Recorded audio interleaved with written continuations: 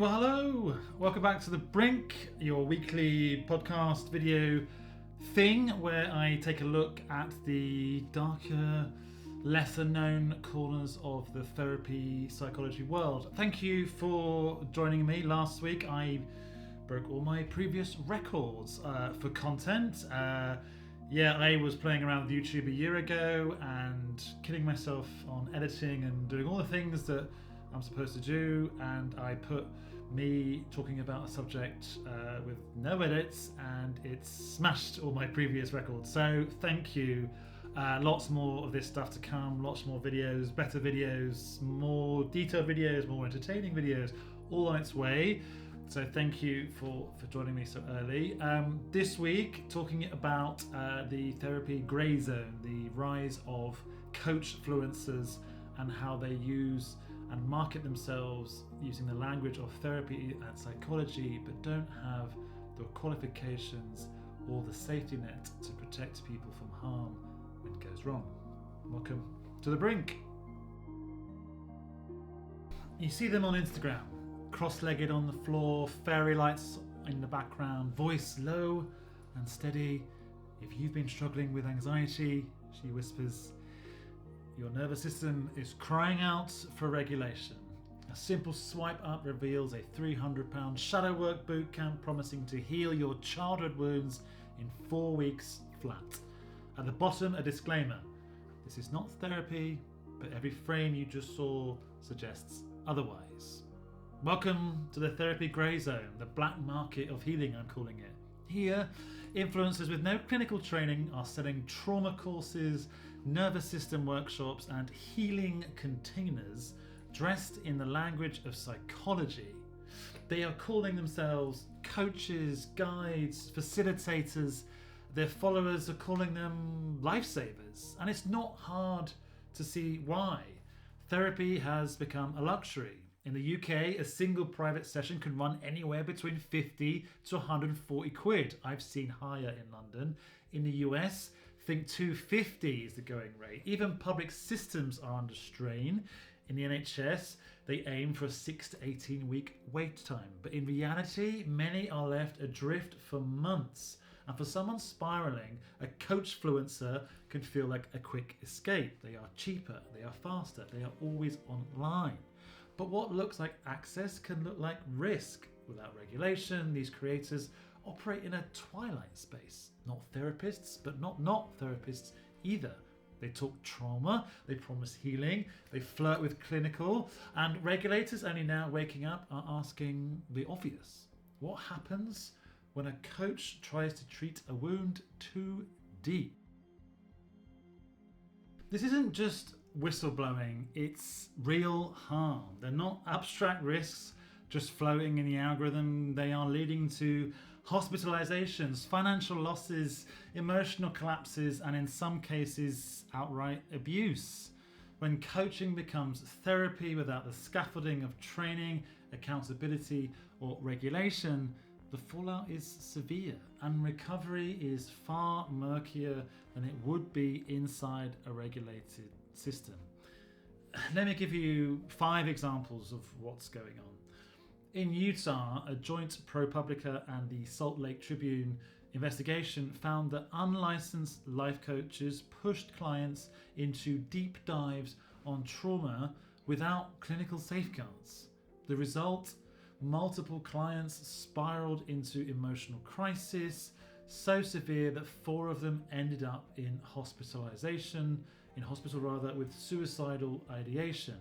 Without crisis protocols or supervisory oversight, what should have been support became the trigger for their collapse. And that's just one example. Across the US, cases of life coaches exploiting clients have surfaced in courts. In California, one woman sued her coach after being convinced to sign over her house to his non-profit. In Connecticut, a coach stole money from a client with a traumatic brain injury. In Nevada, another misused client investment funds were funneled into casinos. These are not growth journeys, they are just financial scams dressed up in therapeutic language. Another example, a 2025 study published in the Cognitive Behavior Therapist examined experiences of OCD clients who sought coaching. Some described their experiences as cult-like, emotionally intense, manipulative, and ultimately disempowering. Instead of therapeutic breakthroughs, what they got was coercive group dynamics that just compounded how they were already feeling. Going back to Utah for a second, in a recent review, it flagged the entire life coach sector as fertile ground for predatory funnels and pyramid-style models. Vulnerable clients are drawn into programs that promise healing, but operate more like multi-level marketing schemes, exploiting desperation rather than addressing it. And you can start to see a pattern emerging that outside of the regulation and outside of the boring clinical ideas and terms, weird stuff happens. Another example, Jodie Hildebrandt, once a licensed counsellor, rebranded as a life coach after her license was taken away. She went on to be convicted in 2023 for abusing her business partner's children, a chilling example of how removing regulatory oversight does not erase risk, it multiplies it. Her story is a stark reminder that a new title can't cover the same dangerous patterns. And here's why recovery isn't simple. In regulated therapy, there are guardrails, crisis plans, ethics boards, supervision, complaints, procedures, insurance. If harm takes place in that system, there is a pathway to accountability and redress. In the Coachfluencers grey zone, nothing exists. There is no licensing body. There are no complete clear routes to complain. There are no crisis protocols. And for clients who confuse coaching with therapy, disentangling themselves can be psychologically draining and financially devastating. The takeaway isn't that all coaches are predatory, it's that harm is real and recovery is harder without regulation. Until clearer lines are drawn by regulators, by platforms, and by professional bodies, the black market of healing will continue to thrive in the shadows, with the most vulnerable paying the highest price.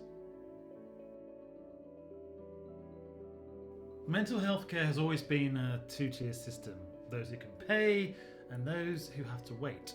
But this year, the gulf between the two has widened into something more like a chasm. You see, in the UK, even with NHS talking therapies aiming to see most patients within 18 weeks, many find themselves waiting for months or falling off the list entirely.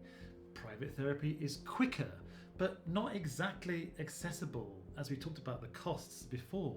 This gap between need and access has created fertile ground for something else. The rise of therapy's black market. Coachfluencers slide into the space where institutional care fails, offering group programs, 4-week intensives, and online boot camps at a fraction of the price. For the burned out barista or the graduate drowning in loans, 300 quid for a shadow work course feels almost rational compared to £600 a month for traditional therapy. And then there's the immediacy of it. Coachfluencers are available in real time, they answer your DMs, they commenting back, they promise you support without waitlist referrals or gatekeepers. The intimacy is intoxicating. And in a world where healthcare feels like bureaucracy, a direct message from someone who sees you can feel like medicine. But here's the catch that we're not talking about. These are not therapists, they are entrepreneurs in the creator economy. They are packaging psychological jargon into digestible, marketable slices, and they promise healing because the system cannot deliver it fast enough. And that is the danger. When desperation meets influence, people start buying cures that were never meant to exist. Coachfluencers don't look like therapists. They look like your cool older sister, your best friend after a yoga retreat, the influencer whose captions make you feel less alone at 2 in the morning. They sit on unmade beds with ring lights or in sun-drenched kitchens sipping oat milk lattes. The vibe is deliberate, it's casual, it's intimate, it's safe. Their captions read like whispered confections. If you always feel anxious in relationships, that's not your fault. It's your nervous system stuck in fight or flight. Swipe for the solution, a 6-week nervous system reset, yours for just £100. The toolkit is familiar. They borrow the vocabulary of psychology, trauma attachment styles, inner child, shadow work, and they remix it with wellness aesthetics. They promise healing spaces, containers, integration circles. They speak of holding you and seeing you and guiding you through wounds you didn't even know you carried. It's super seductive, and it's seductive because it feels personal. Licensed therapists like me operate in structured sessions behind clinical language and boundaries. Coachfluencers blur those boundaries by design. They answer comments, they send voice notes, they make TikToks about their own healing journeys, folding their struggles into yours. And that mutual vulnerability becomes their selling point. And then comes the marketing funnel. A free Instagram live leads to a free PDF. A free PDF leads to a group challenge. The group challenge leads to a premium course, sometimes costing more than a month of traditional therapy. But unlike therapy, the offer is wrapped in urgency. Spots are limited. Enroll now. Your healing cannot wait. This is therapy repackaged as lifestyle content. It's mental health turned into merch. And when you're desperate, it feels like less like marketing and more like salvation. Here's the uncomfortable truth. In many countries, you do not need a license to call yourself a therapist. In the UK, titles like psychotherapist and counsellor are not protected. Anyone can use them. A life coach on TikTok can call their program trauma therapy, and legally, no one can stop them. Psychologists' titles, clinical or counselling, educational, are protected by Health and Care Professions Council, that's here in the UK. But the softer, more popular words, they're wide open. Anyone can use them.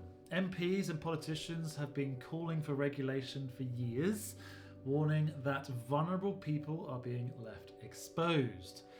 But so far, not much has changed. In the US, the patchwork is even messier. Each state draws its own lines. California, for example, makes it explicitly illegal to practice psychology without a license.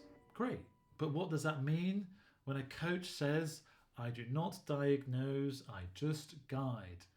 Coaches skirt legality by never using the clinical words. No diagnosis, no treatment, just support. It's a game of semantics played in the space between law and suffering. And then there are the platforms, the social media platforms. TikTok has rules against mental health misinformation that could cause significant harm. Instagram says it bans unsubstantiated health claims in adverts. But scroll for 10 minutes and you'll still find coaches promising to heal your trauma, end panic attacks, fix your attachment style. Enforcement of all of this is inconsistent at best and invisible at worst. This is the loophole economy, a world where coaches insist they're not offering therapy while selling you a course that looks, sounds and feels exactly like it. And the system hasn't figured out how to police it. And until it does, the burden will fall on the people least equipped to carry it.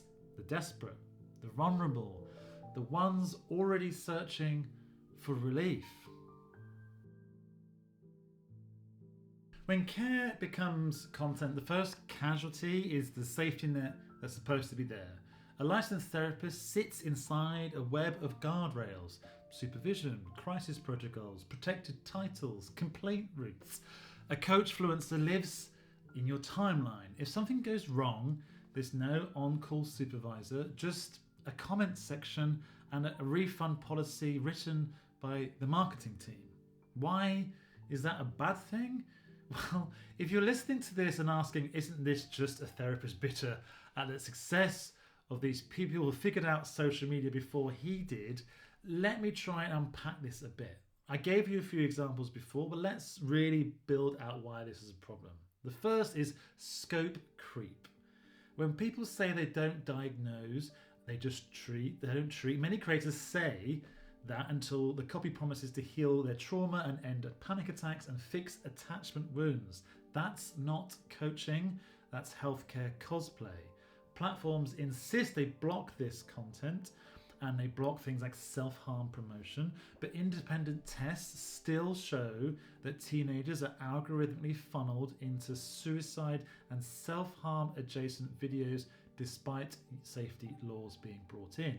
In the UK, Ofcom's own research has warned that a single search can open a corridor of self-injury content, especially via image results, underscoring how quickly supportive browsing can turn dangerous. Misinformation is the accelerant. So I'm not guessing here when I say this. Multiple studies and reviews have found that a large share of mental health advice and the things sold around it are inaccurate. A widely cited 2022 analysis concluded that about half of all ADHD videos were just wrong. Another study from last year found low psychoeducational quality across clips talking explicitly about mental health, and broader reviews linked TikTok mental health content to persistent misinformation risks, even when some videos say they are genuinely helping. The result is whiplash. Self-diagnosis surges, symptom lists become an identity, and serious conditions get flattened into swipe-size mantras. Another example, crisis handling. Ask a coachfluencer what happens if a participant discloses suicidal ideation on Zoom. In regulated care, there's a protocol. Online, not so much. TikTok's updated community rules spell out bans on content that promotes self-harm and eating disorders, but what we're not seeing is proper safety nets built around these people. They don't know what to do when things go wrong, and they don't seem to be that bothered about it. That's a problem, because if things go wrong, they won't be the ones trying to help you. Then there's data privacy, a second layer of harm. Even licensed digital therapy has got this wrong. In 2023, the US Federal Trade Commission banned BetterHelp, yes, BetterHelp, from sharing sensitive mental health data for advertising, and secured an $8 million redress after finding the company broke its own privacy promises. If regulated providers get this wrong, imagine the tracking pixels and lead forms hidden in a coachfluencer's funnel. Meta has tightened health and wellness ad rules and limited how advertisers can target or optimize sensitive health signals. That's a good thing, but it's hardly a firewall for creators operating outside healthcare compliance. And again, you guys are on the front lines with this. Then there's advertising claims facing a patchy clampdown. In the UK, the Advertising Standards Authority has explicitly warned against unproven anxiety treatment claims, ruling against brands and reminding marketers that health outcomes require robust evidence. Yet, on social, claims slip through the cracks. Trauma cured, anxiety gone, 4 weeks to nervous system regulation. The more desperate the audience, the bolder the promise becomes. And this is the ultimate problem, is accountability is asymmetric. Therapists like me can lose their license, they can face regulators, and they can be sued. A Coachfluencer can just delete a post, spin up a new handle, and relaunch their cohort by Monday. Laws like California's explicitly prohibit unlicensed psychological practice, but the line drawing is murky. When creators dodge clinical words and sell support instead of treatment, what do? Meanwhile, the harm, the money lost, the time wasted, the symptoms worsened lands on the person who came for help. And this paradox is brutal. Coachfluencers thrive because the system has failed to meet demand. But they also multiply the risk precisely where people are most exposed, mid-scroll, at midnight, when they're already in pain.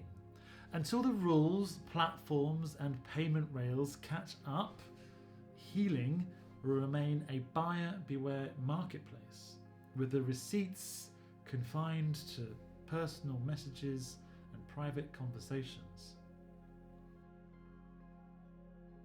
Now, before you dive into the comments and accuse me of torpedoing the coaching industry, quite the opposite. Some coaching industries and some regulators are painfully aware of overreach and are trying super hard to correct it. Ethical coaching bodies spell it out in black and white. You can't diagnose, don't treat. The International Association of Trauma Recovery Coaching, for example, makes its members sign off on strict scope of practice rules. They are allowed to educate, they are allowed to support and provide tools for self-reflection. But they are not allowed to call it therapy, they are not allowed to handle crisis, and they are not allowed to claim to heal mental illness. The best Coachfluencers are transparent about that boundary. They do publish disclaimers, they do say this isn't therapy, and they mean it. They maintain referral lists to licensed clinicians. Some even work under clinical supervision to keep the practice accountable. They talk about nervous systems and shadow work, but they do not promise to cure your panic attacks. There is a difference. And there's also a different kind of safety signal. Community over cure. Ethical coaches emphasize peer support, accountability groups, and educational workshops, not treatment packages. Their spaces are framed as co-learning, not clinical care. The relationship is one of equals, not expert and patient, but guide and participant. And for readers scrolling in the middle of the night, the trick is learning to spot the bright lines, right? Is this framed as support or is it treatment? Does a coach have a clear crisis protocol or no plan at all? Are they charging me for education or the promise of healing? The grey zone is crowded, but it isn't impenetrable. With the right questions, you can tell the difference between a guide holding space and a self-styled therapist selling you salvation.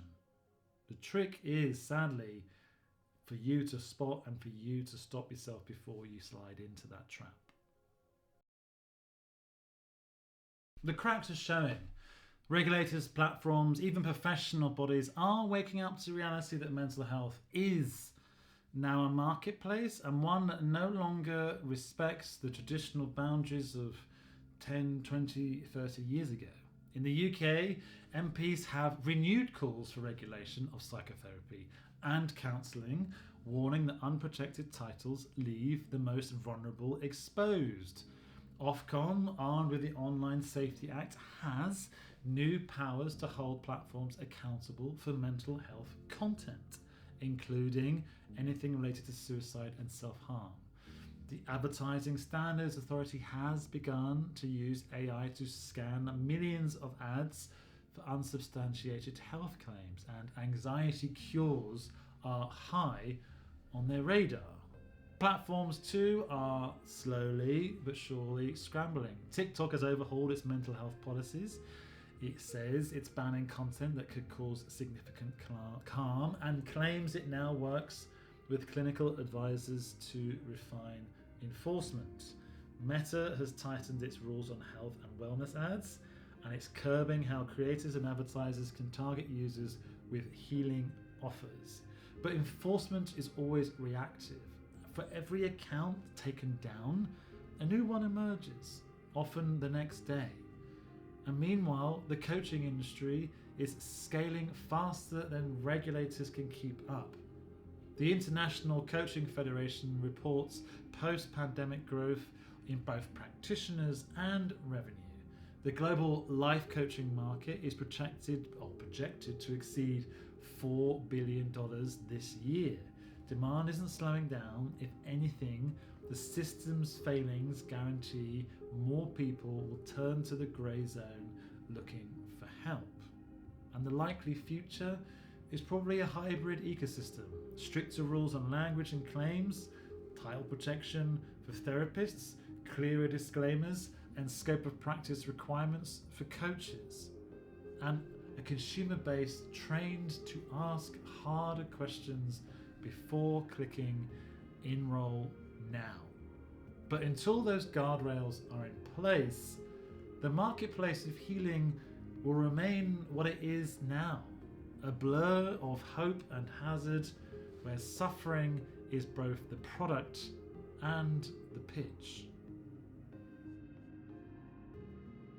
Here's the paradox. Coachfluencers thrive because the system is broken. They rise from the cracks left by underfunded services, unaffordable therapy, and wait lists that stretch into months. They are not opportunists, they are what I think symptoms. And yet, for all the intimacy of their voice notes and the poetry of their captions, they cannot offer what real therapy provides: accountability, training, a safety net when things collapse. Their power lies in proximity. They're always in your feed, always a click away. But their danger lies in the very same places. The future of mental health will not be decided in clinics alone.